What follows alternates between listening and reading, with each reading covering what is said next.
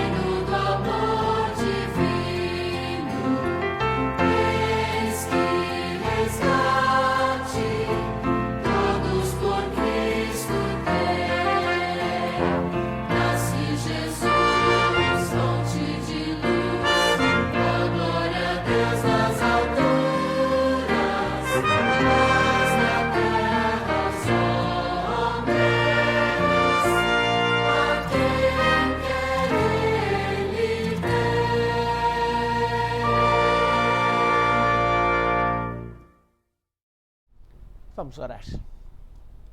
Pai querido, como é bom podermos passar alguns momentos neste teu santo dia estudando a tua palavra. Que tu estejas ao nosso lado agora, ao revermos o que estudamos durante a semana que passou e sentir a tua presença em nossa vida, guiando-nos e fortalecendo a nossa fé em teus caminhos. Que o teu Espírito Santo fale através dos meus lábios mais uma vez e fale ao coração de cada pessoa que está assistindo. É o que suplicamos-te em nome de Jesus. Amém. Que bom que você está participando conosco desse estudo. É muito bom tê-lo aqui. Talvez você não conseguiu ainda ir para a sua igreja, mas é bom. Esteja conosco, assista aqui e curta a nossa mensagem, compartilhe, envie para seus amigos. Inscreva-se no nosso canal para que a gente possa alcançar cada vez mais pessoas para a honra e glória de Deus. Nobre príncipe da paz. Esse é o tema da nossa lição dessa semana. Quem é esse nobre príncipe da paz? Eu achei interessante o comentário que nós usamos aqui, que acompanha.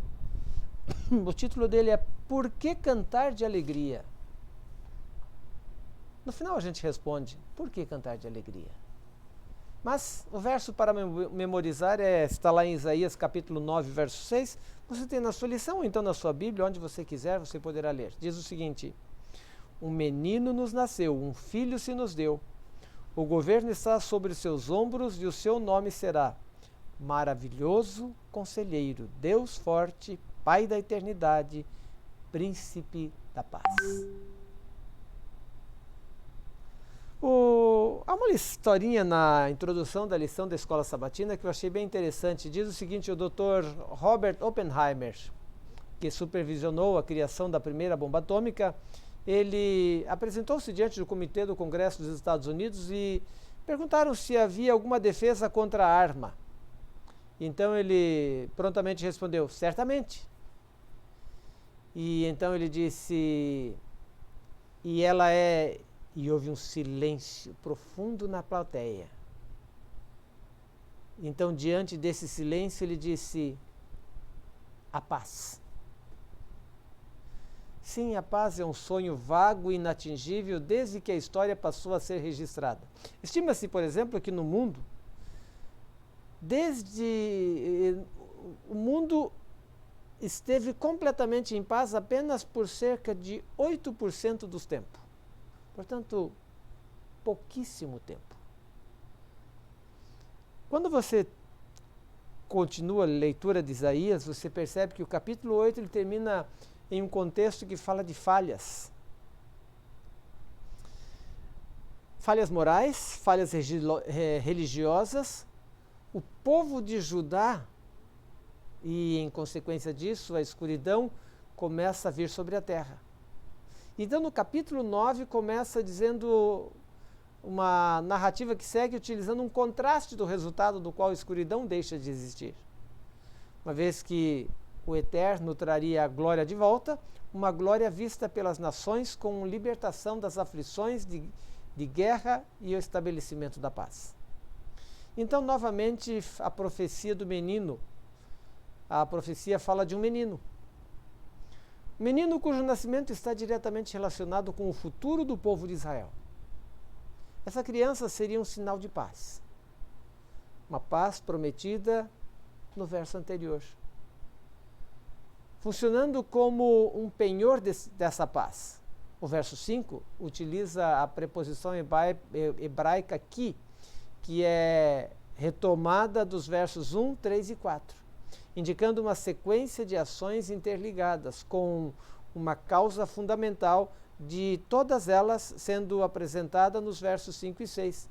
É como a leitura de efeito para a causa. Tudo que é descrito nos versos de 1 a 4 é resultado do nascimento do menino no verso 5 e 6.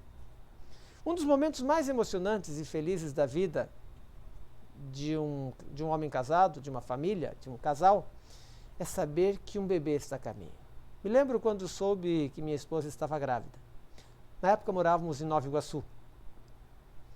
Alguns dias antes ela havia ido até o Hospital Silvestre, Hospital Adventista Silvestre, havia um laboratório que fazia esses exames, e lá colheu, lá no Rio de Janeiro.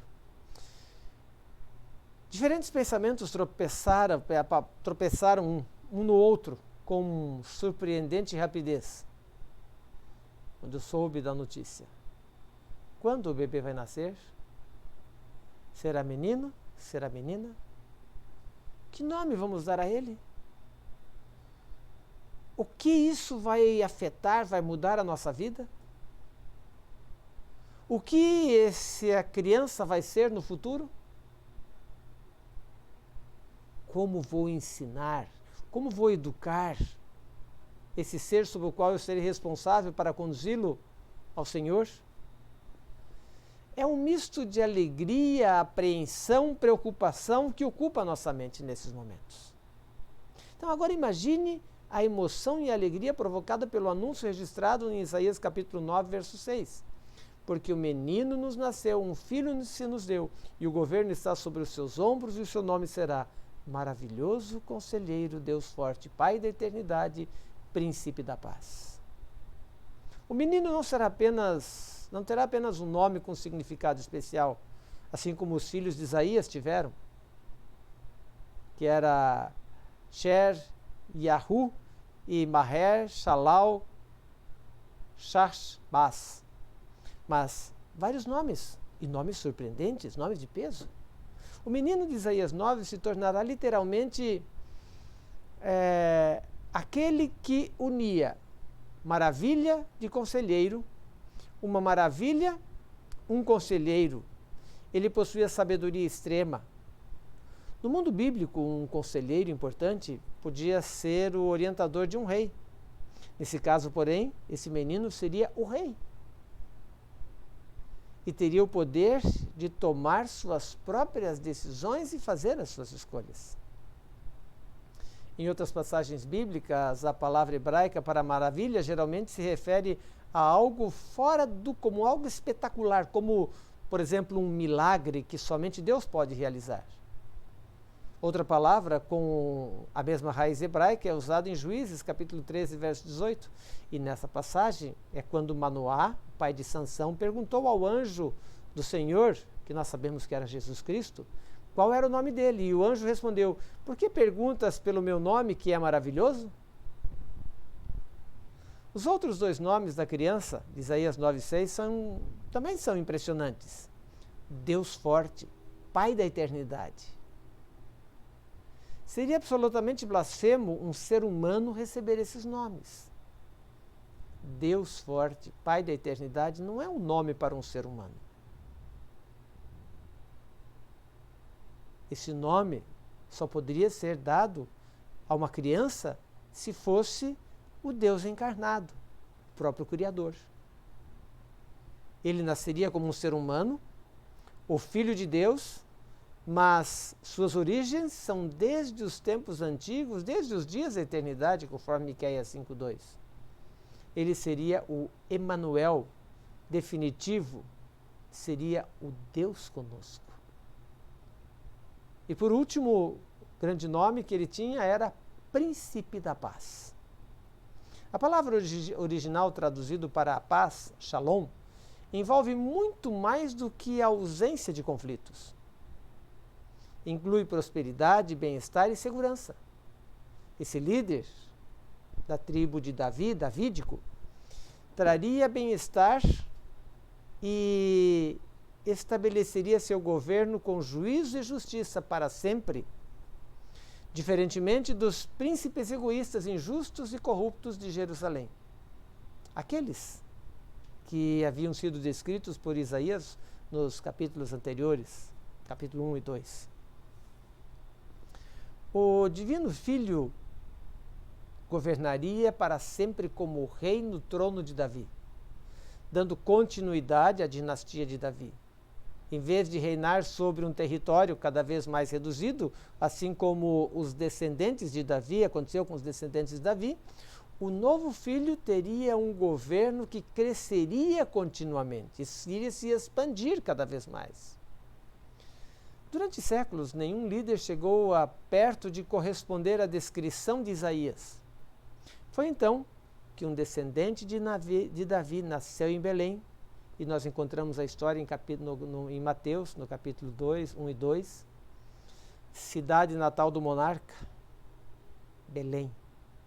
Cumprindo a profecia de Miqueias, Miqueias capítulo 5, está lá em Mateus capítulo 2, verso 6. E o profeta Miqueias foi contemporâneo de Isaías, ali junto dele. Esse recém-nascido foi identificado como ninguém menos do que o rei dos judeus. Mateus 2, 2. Sua mãe era uma virgem. Seu pai biológico era o Espírito Santo. Portanto, essa criança era literalmente o Filho de Deus, o Emanuel, o Deus conosco. No livro Mensagens Escolhidas, volume 1, página 406, diz o seguinte: quando Cristo veio ao nosso mundo, Satanás estava em campo e disputou cada palmo de avanço em sua vereda, desde a manjedoura até o Calvário. Satanás havia acusado a Deus de exigir a abnegação dos anjos, quando nada ele sabia, nem mesmo ele sabia o que significava isso. E quando ele mesmo nenhum sacrifício fazia em favor dos outros. Então Cristo veio ao mundo para desfazer essa falsa acusação e revelar quem na realidade era Deus, o Criador do universo. Mateus faz alusão à profecia de Isaías. Ele diz: ao ouvir que João tinha sido preso, Jesus voltou para a Galiléia e, deixando Nazaré, foi morar em Cafarnaum, situado à beira do mar, na região de Zebulon e Naftali. Isso aconteceu para se cumprir o que tinha sido predito por meio de Isaías. Lá em Mateus capítulo 4, versos 12 a 14, nós encontramos isso. Então Mateus se refere a Isaías capítulo 9, versos 1 e 2. Aqui temos um autor bíblico, aplicando um cumprimento messiânico à profecia de Isaías. Você percebe que eu tenho dito para as pessoas, quando a gente estuda o livro de Isaías, que Isaías é um livro um pouco que a gente precisa estudar ele com muito cuidado, com muita atenção, porque ele tem profecias para a época dele, mas também tem profecias para o futuro. Entre elas, essa profecia do nascimento de Jesus. Então, nós temos aqui um autor bíblico aplicando o cumprimento messiânico à profecia de Isaías. Isso é ótimo para um leitor, quando a própria Bíblia oferece a interpretação de um texto bíblico anterior, como nesse caso. Mateus interpreta Isaías dando ao leitor a segurança e a confiança de abordar os versos 6 e 7 da profecia de Isaías 9. Além disso, Ellen White faz referência a esses versos em outras profecias messiânicas de Isaías. Ela explica: nos últimos séculos da história de Israel, antes do primeiro advento, entendia-se que a vinda do Messias tinha sido mencionada na seguinte profecia: para você é muito pouco ser o meu servo para restaurar as tribos de Jacó, trazer de volta o remanescente de Israel. Farei também com que você seja uma luz para os gentios, para que você seja minha salvação até os confins da terra. Isaías capítulo 49, verso 6. Isso está lá no livro Patriarcas e Profetas, página 688. Séculos depois, a escuridão da Galiléia foi dissipada por uma grande luz. A verdadeira luz. A luz que, vinda ao mundo, ilumina todo o homem e clareia todo o mundo. Jesus percorreu toda a Galiléia, ensinando nas sinagogas, pregando o evangelho do reino, curando por toda sorte de doenças e enfermidades entre o povo. Ele estava ali junto ao povo. O Senhor escolheu Davi, o filho mais novo de Jessé, para ser ungido como rei de Israel, conforme está escrito lá em 1 Samuel, no capítulo 16, verso 13. Com a bênção e a proteção de Deus, Davi superou grandes obstáculos para derrotar os seus inimigos, para derrotar os inimigos do seu povo e fundar um poderoso e grande império. Davi foi um homem perfeito? Não. Davi cometeu erros, e erros gravíssimos. E eu tenho certeza que se Davi fosse membro de alguma igreja, ele teria sido removido sem sombra de dúvida. Ele era um homem pecador. Mas há uma coisa importante.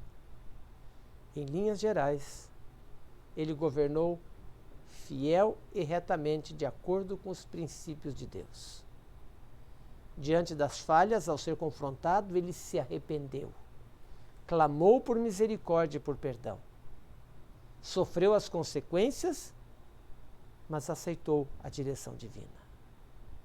A dinastia de Davi se deteriorou durante os séculos seguintes, chegando a ser comparada a um mero tronco. Eu não sei se você já cortou todos os galhos de uma árvore e ficou só o tronco. Parece que aquilo vai acabar. Já não tem mais aquela árvore magnífica, frondosa, frutífera. Essa situação parecia ser o fim da história. Mas não era, não. O tronco, ele abriga a vida. É como disse o Senhor a respeito de Judá, que foi comparado a uma árvore derrubada. A santa semente é o seu tronco. Isaías 6,13. Isaías no capítulo 11, versos 1 e 2, Isaías anteviu a ascensão de alguém que seria como Davi. Veja o que diz lá. Isaías capítulo 11, versos 1 e 2. diz o seguinte: do tronco de Jessé sairá um rebento, e das suas raízes um renovo. Repousará sobre ele o Espírito do Senhor, o Espírito de sabedoria e de entendimento, o Espírito de conselho e de fortaleza, o Espírito de conhecimento e de temor do Senhor. Esse personagem não seria apenas um descendente de Davi, mas ele viria do tronco de Jessé, o que significa que ele é o novo Davi. Seria íntegro, fiel ao Senhor, seguindo os princípios justos para julgar em favor dos pobres e dos mais vulneráveis. Mas ele também destruiria o perverso. Versos 3 a 5. O seu papel como juiz, que destrói o perverso, o identifica como um rei. E aqui Davi exerce o poder por meio da força militar e força política. Mas o rebento do tronco de Jessé, ele feriria a terra com a vara da sua boca e com o sopro dos seus lábios mataria o perverso. Capítulo 11, verso 4. Somente um ser divino poderia reunir tamanha força, tamanha capacidade. A paz do seu reino se estenderia até mesmo à natureza. Animais predadores deixariam de se alimentar de espécies mais fracas e passariam a conviver inofensivamente entre eles. É o que diz lá nos versos 6 a 9, um texto lindo, lindo, lindo. O lobo habitará com o cordeiro, o leopardo se deitará junto com o cabrito, o bezerro e o leão novo e o animal cevado andarão juntos. A vaca e o urso pastarão juntas e as suas crias juntas se deitarão.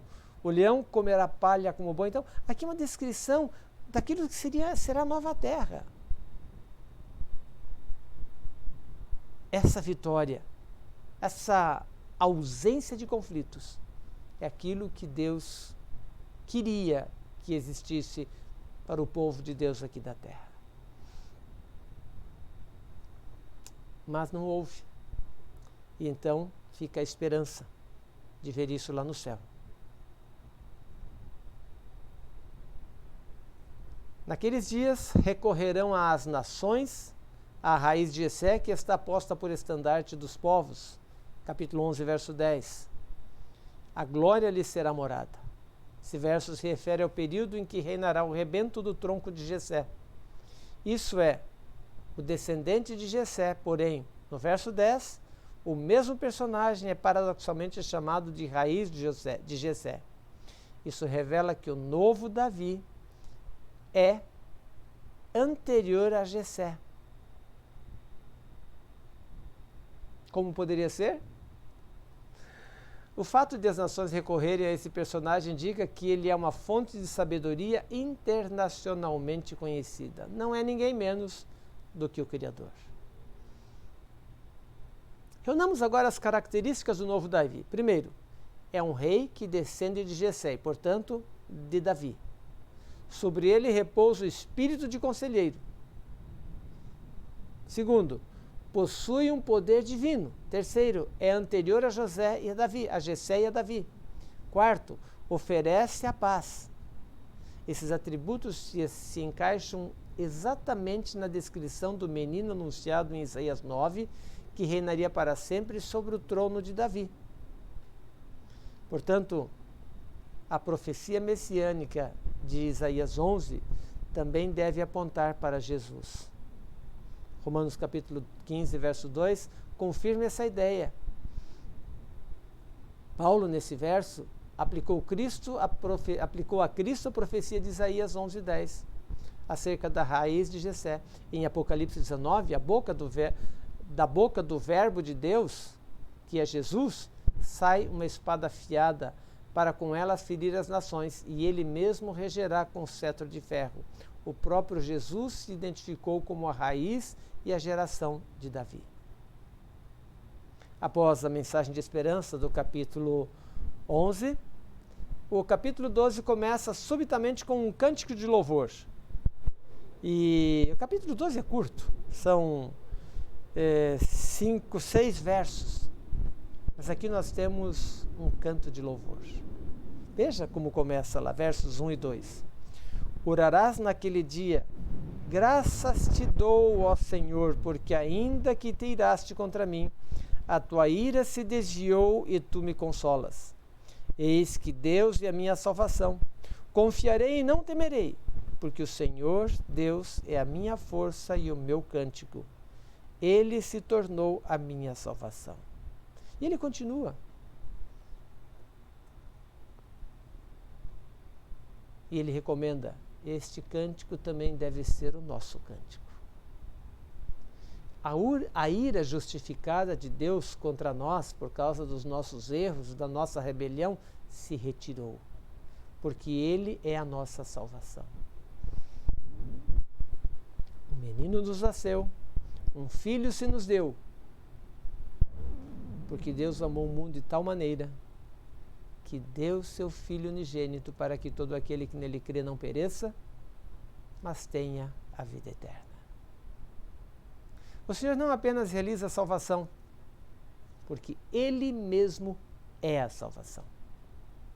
A presença do Santo de Israel em nosso meio é tudo o que precisamos, é tudo para nós. Deus é conosco. Deus não apenas fez milagre, mas Ele se fez carne e habitou entre nós. Ele foi um milagre. Ele não apenas levou nossos pecados na cruz, mas Ele se fez pecado por nós. Ele não apenas nos traz a paz, Ele é a paz.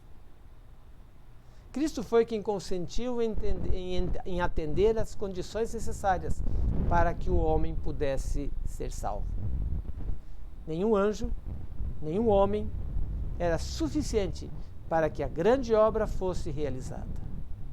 Somente o Filho do Homem devia ser levantado, pois apenas uma natureza infinita poderia encarregar-se do processo de redenção.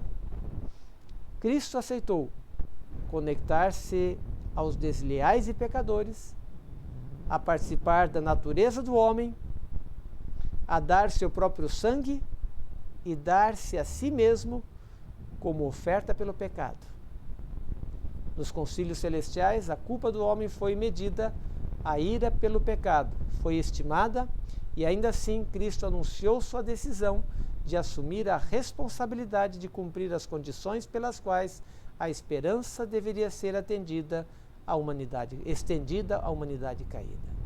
Sinais dos Tempos, de 5 de março de 1896. E então, será que há um motivo para cantarmos de alegria? Eu creio que sim.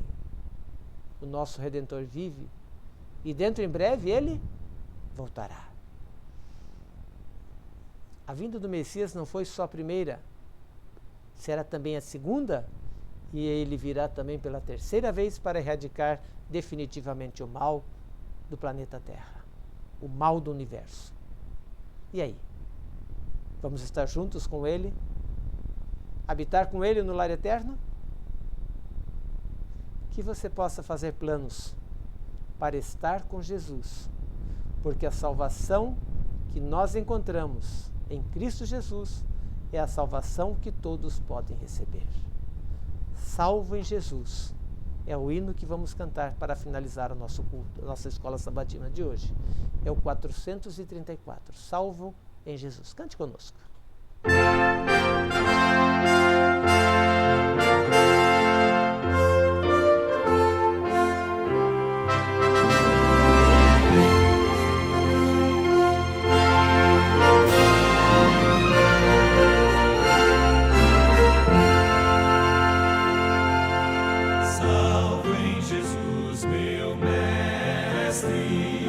Tenho perfeita paz, tal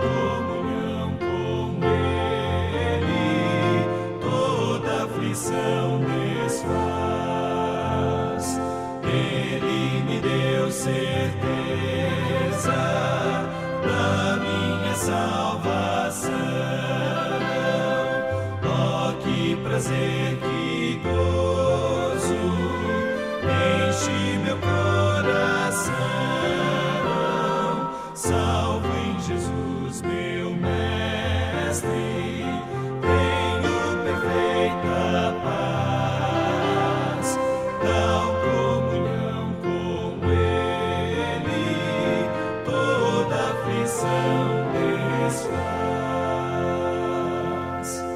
Cristo é minha vida, fonte Ele é de amor, tira de minhas mágoas todo pesar e dor, e se eu sofrer a prova, fácil me será, e se perder o pranto, logo Ele enxugará. Salve em Jesus, meu mestre, tenho perfeita paz, da comunhão com Ele, toda aflição desfaz. Hei de passar a noite sem mais sentir temor. Breve virá o dia de eterna fulgor. Oh, que prazer supremo ver a Jesus no lar e na mansão de glória, com Ele não reinar. Salve Jesus, meu mestre, tenho perfeita paz, tal comunhão com Ele, toda aflição desfaz.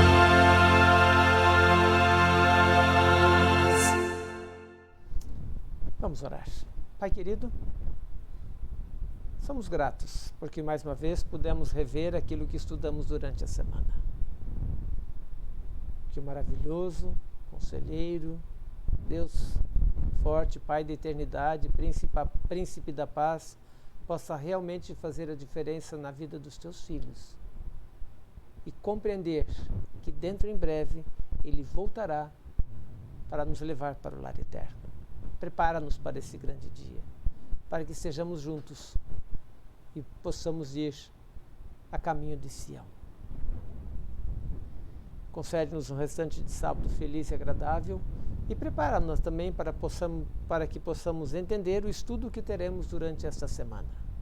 Brincando de Deus, que nós possamos realmente entender a santidade que é Deus em nossa vida.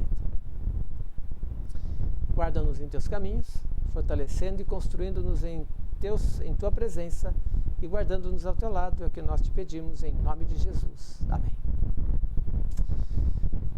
Daqui a pouquinho estaremos de volta, ok? Espero você para o culto.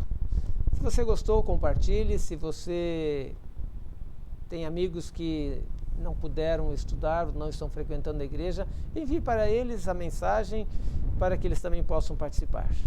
E se você não se inscreveu ainda em nosso canal, inscreva-se para que possamos participar todos juntos. Que tenha um sábado gostoso. E até daqui a pouquinho. Já já a gente volta. Até já.